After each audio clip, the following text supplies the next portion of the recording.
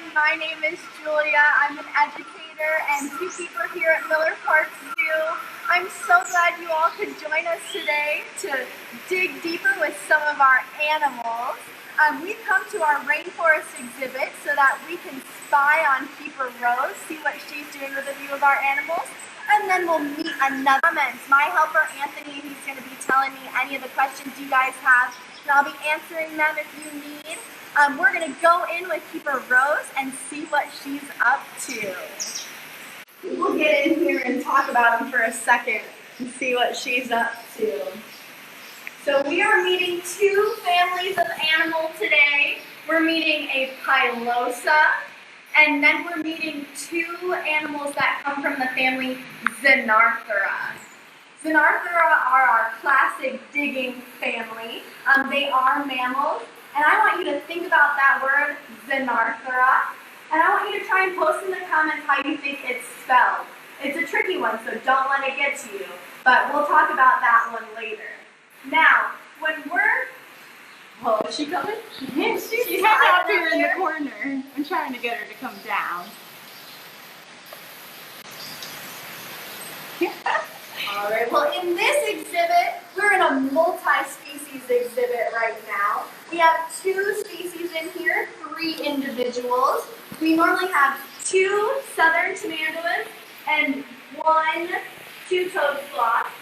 Right now, Keeper Rose is feeding our Tamandua, and our sloth, Chloe, is sleeping like she normally does in her terracotta pot.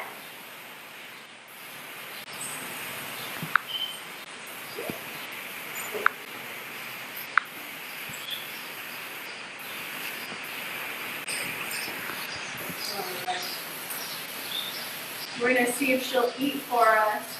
Miss Chloe is a two-toed sloth. There are two types of sloth, a two-toed sloth and a three-toed sloth. You can tell just by looking at their coloration which one is which if you can't see their toes. So a two-toed sloth like Chloe has this beautiful, and then if you were to see a three-toed sloth, they'd be more brunette all over. Their digit on their front feet is how they get named. They have two digits on those front feet. Those digits are only their long. They also have three digits on their back feet. Those are toes. They use their front toes generally for... Chloe is almost always in this container, or she'll be hanging upside down by her claws. In the wild, they spend their lives upside down, hanging in trees. If something their whole life in trees, we call them arboreal. So she is an arboreal mammal. She lives in the rainforest. She will be in tropical rainforests and deciduous forests in Central and South America. When they're up in those trees, they are doing all of their functions, hanging upside down. That means eating, mating, even giving birth, she does hanging upside down. Her hair is very helpful when it comes to giving birth. They have single birth for, as the norm. So when they have a baby, that baby is born having the instinct to grab onto mom's fur. She's going to hold on to that fur and stay on her mom's belly for quite a while. She will she'll associate with mom for about 2 years after she's born, but she'll stay on that belly for about 5 months until they go off and feed on their own. Right now you can see Grace feeding her grapes and, Rowan's feeding her grapes and her strawberries for the day. What other types of things does she normally eat, Rose? She gets a whole bunch of different types of produce for every day. She gets about 400 grams, so it's just under about a pound of food a day. She really likes sweet potatoes and carrots and apples and pears, but she really likes them microwaved so that they're nice and mushy and soft for her. So we definitely go that extra step for her, because we got to make sure all of our animals are nice and happy. I love that. She's been at our zoo for quite a while. Chloe was born in 1992. That's putting her at 28 years old. In captivity, sloths will live to be anywhere between 30 and 40 years old. But in the wild, they're only going to hit about 20 years old. There are a couple reasons for this. One of which being here at the zoo, they have no predators. Nothing's trying to eat her as going to. She's protected. The other reasons that she lives longer in captivity would be, first, that we have keepers like Rose taking care of her, making sure she weighs a healthy amount, making sure that she's eating what she should be eating and acting the way she should be acting. We also have veterinary care for our animals. They can go to the doctor when they need to. It's actually even easier than that. The doctors come to them. So if we ever have an issue, we'll have our vets look at our animals. And they even get annual physicals. So they are getting that whole body check at least once a year just to make sure everything is tip-top shape and healthy. In the wild, they will eat a similar diet to what they get here. She wouldn't be as pampered. She would have no one to microwave her fruit or vegetables for her. However, she'd still eat them. She'd eat a lot more vegetation. Something that I think is so cool about them is they have grooved hairs. Each hair on their body is grooved to collect algae. That algae gives them a green coloration, but it can also be consumed and absorbed to their body for nutrients. So they get some nutrients from it, but they also get camouflage from it. Fortunately, she's not grimy here at the zoo, so she is okay.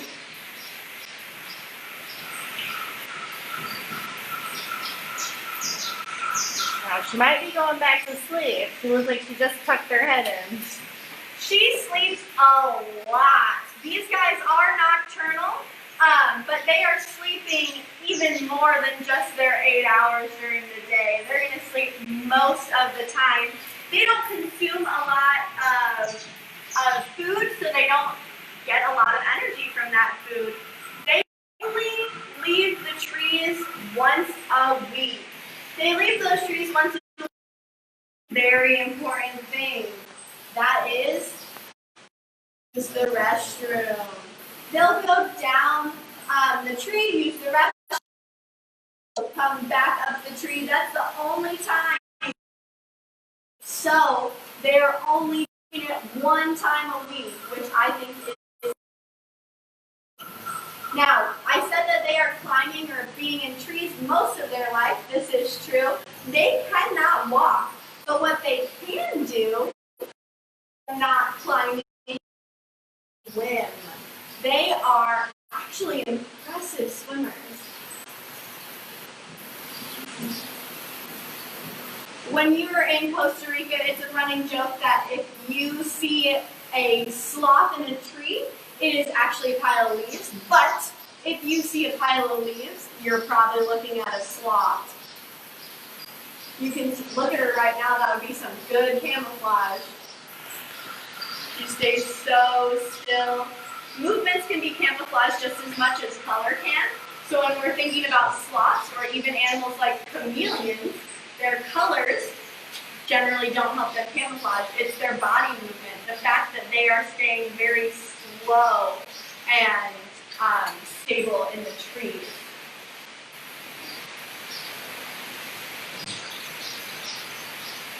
Have we had anyone try to spell Xanartha yet?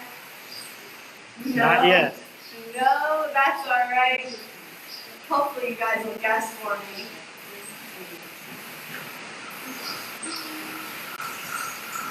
She's doing what she does best right now. She has quite the life.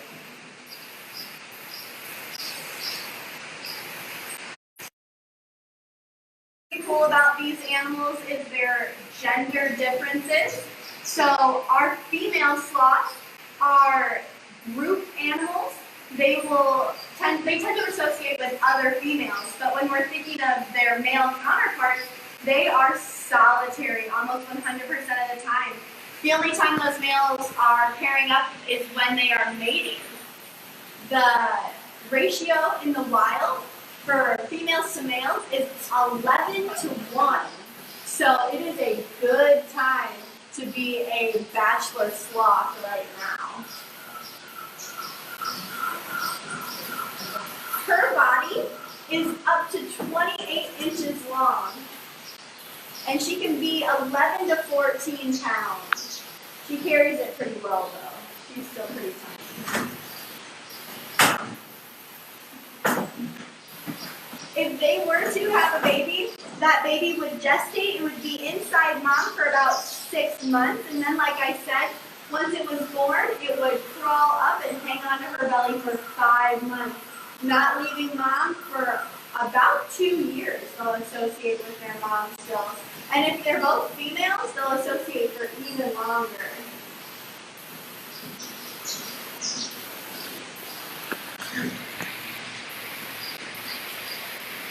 Let's see if we can get a good look at Drusilla right now. She's in a kind of curled up position, trying to give her some of her training juice.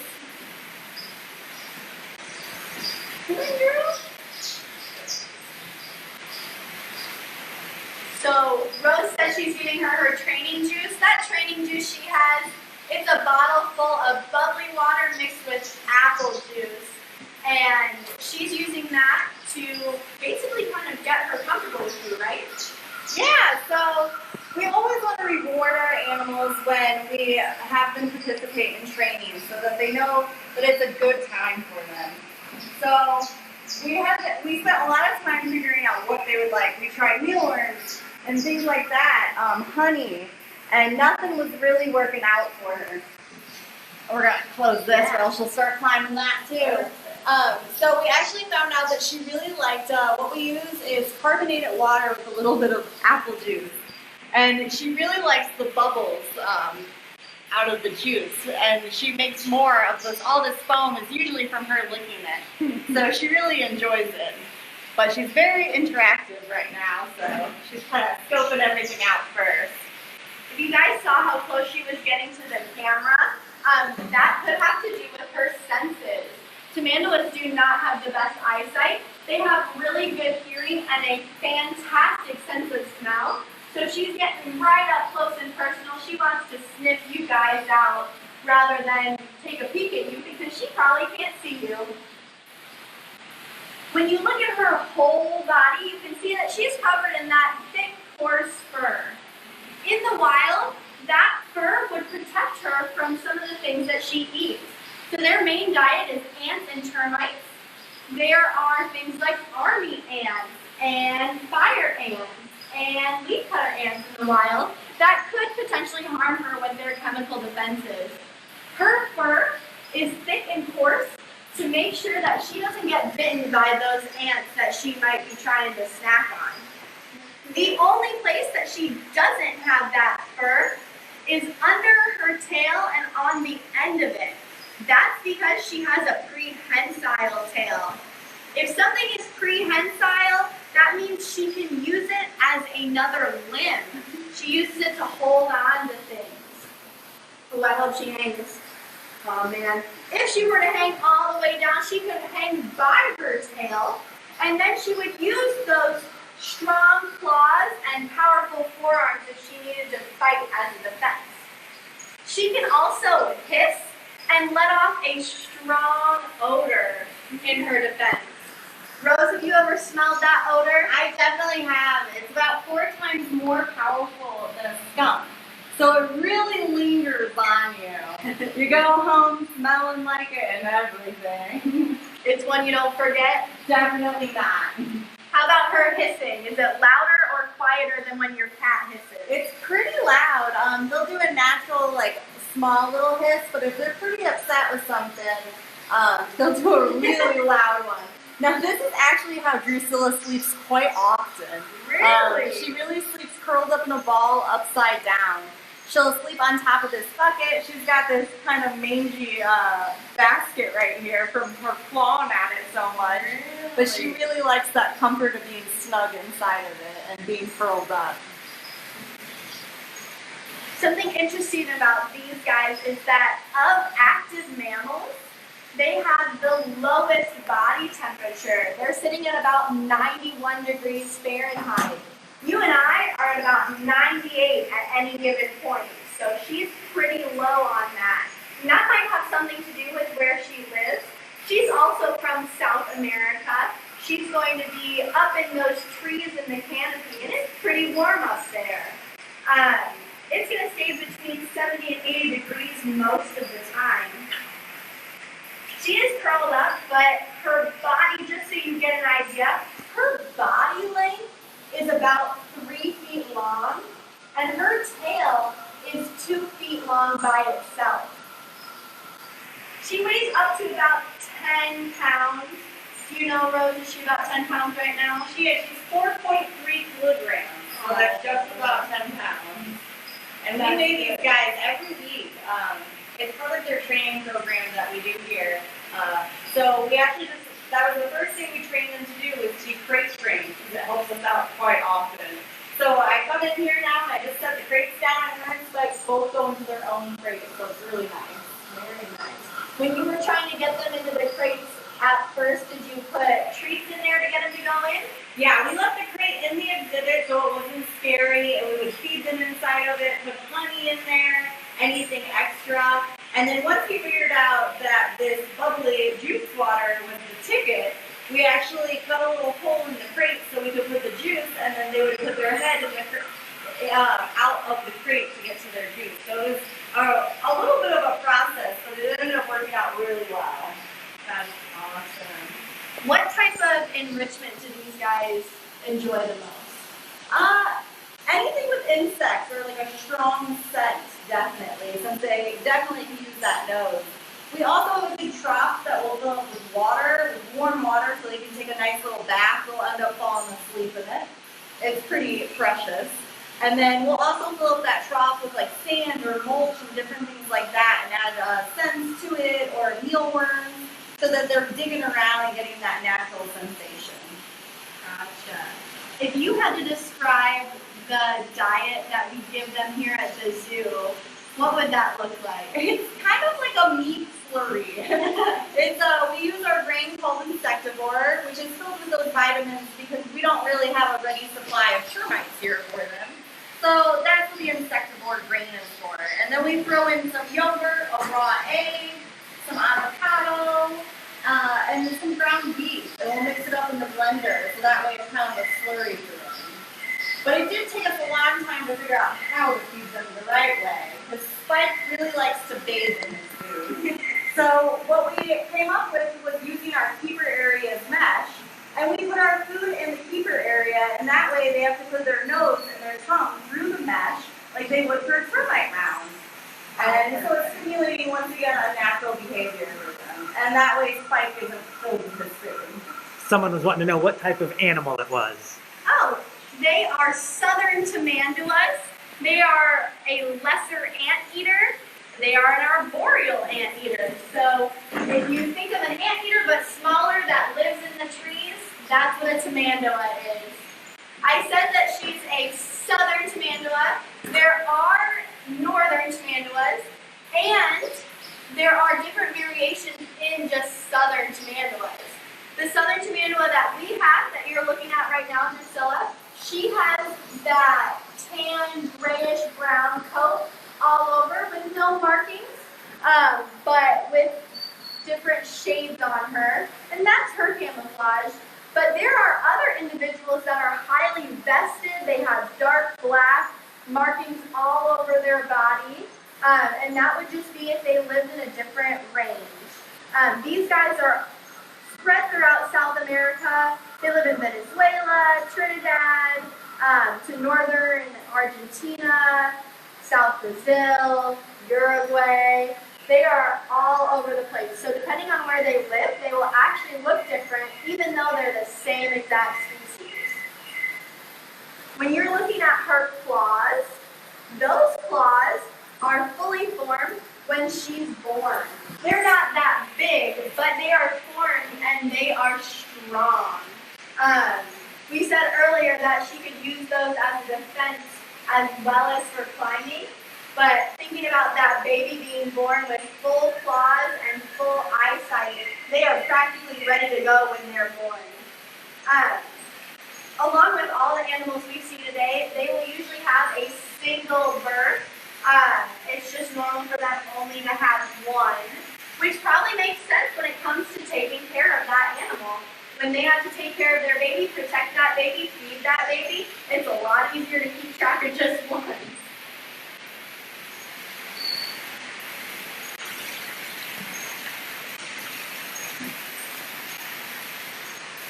She's tired, she got all her food. These guys now are usually a lot more active in our afternoon. So once we open back up, you definitely should come in the afternoon when our buildings open up, and you'll see all of our animals, the Tamanduas and the Sloths, super active, running around their exhibit, and that's typically when we feed them in the afternoon too. So that'll be a really fun sight to see if you haven't seen that yet. If you do end up coming in the afternoon and watching Rose or another keeper feed them, you'll get to see their awesome long tongue.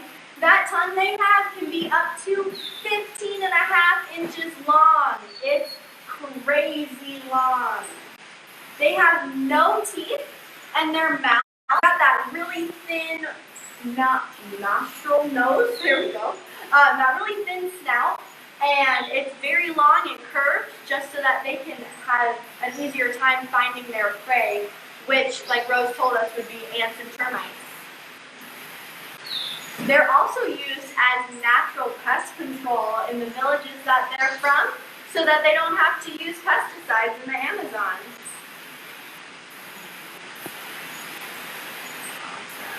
They can eat up to 9,000 ants in a day. I think that's wild. My stomach would hurt after about 100. She's so cute sleeping.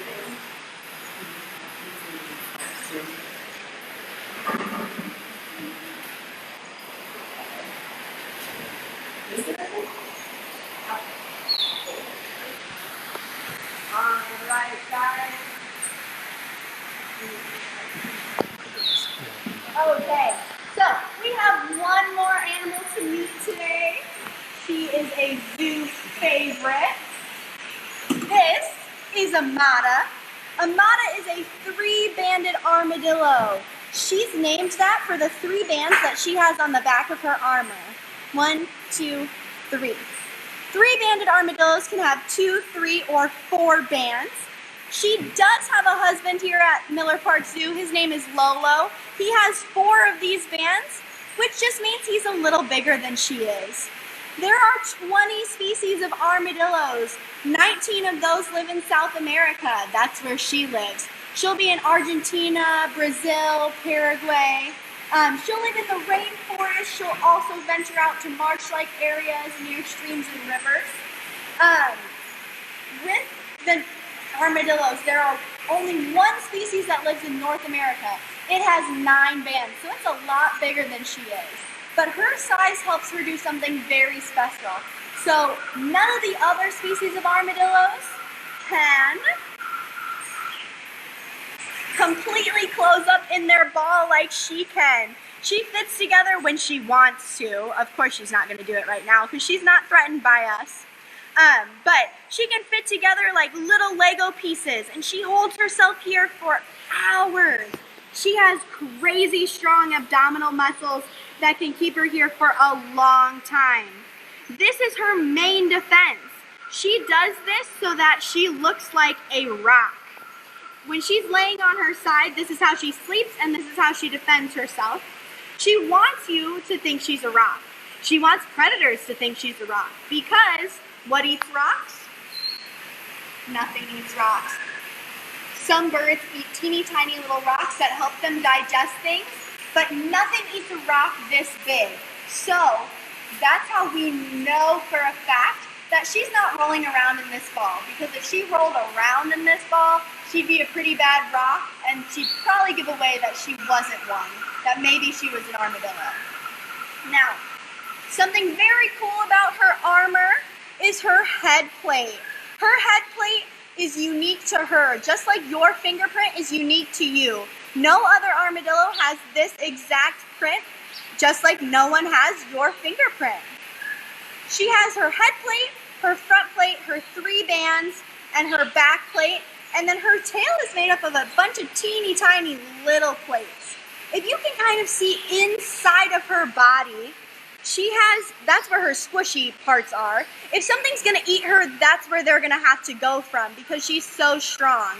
This leathery shell that she has is jaguar proof. The claws of a jaguar can't penetrate this shell. They would have to pull her open. Something else that's really cool about the inside of her body is that she has air sacs in there that are between her body and her armor. This is a way that she keeps cool because she has another low body temperature. She stays about 92 degrees. I'm gonna put her on the ground right now. When she's on the ground, you're gonna see that her feet never touch the floor. Her nails are the only thing she walks on. Besides walking, those nails are also used for feeding. She's going to use those nails as a tool for getting ants and termites out of their hills and mounds. She's going to hit those mounds, open them up, and make all those insects scatter everywhere. She has a long tongue similar to an anteater or the Tamandua, where she's going to grab all those insects that she can with her sticky saliva. Another adaptation that helps her find those insects is the way that her head is shaped. She has an arrow pointing downwards because she's always sniffing for things. Her helmet or her armor on the front of her head protects her from bumping into things because her eyesight is her worst sense, whereas her smell would be her best and her hearing would be second to that. You can tell she's a mammal because she has that hair on the underneath of her body. When she was born, she had hair all over the place. As they get older, their shell hardens and they lose that hair. It's very common for these animals only to have a single birth. That means no twins and no triplets. When they're born, they're about the size of a chicken egg. So there's not a lot of room to have 2 babies inside something so tiny. So it really wouldn't be healthy for her or the babies. They would be probably underdeveloped if she had more than one. And then taking care of them would be a lot harder as well.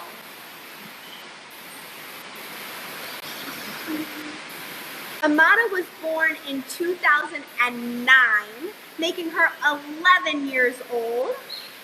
They live between 11 and 15 years. In captivity and in the wild, those numbers seem to be pretty similar. Now, most likely in captivity, she will live longer, just like most other animals that we talk about, because of that hair that they get, that's special here. Plus, we said she's not hiding from anything. Nothing's trying to snack on her. When we talked earlier about those other animals being able to swim, she is related to them, and she also shares that characteristic. So she can crawl around. She's not climbing anything. We learned that word arboreal earlier. She is actually terrestrial. But like I said earlier, she can swim. She has the ability to gulp up a lot of air before she gets in the water, and then she'll use that to inflate her body so that she can float easier in the water and so that she can swim across streams and rivers. Let's see if she'll write up this.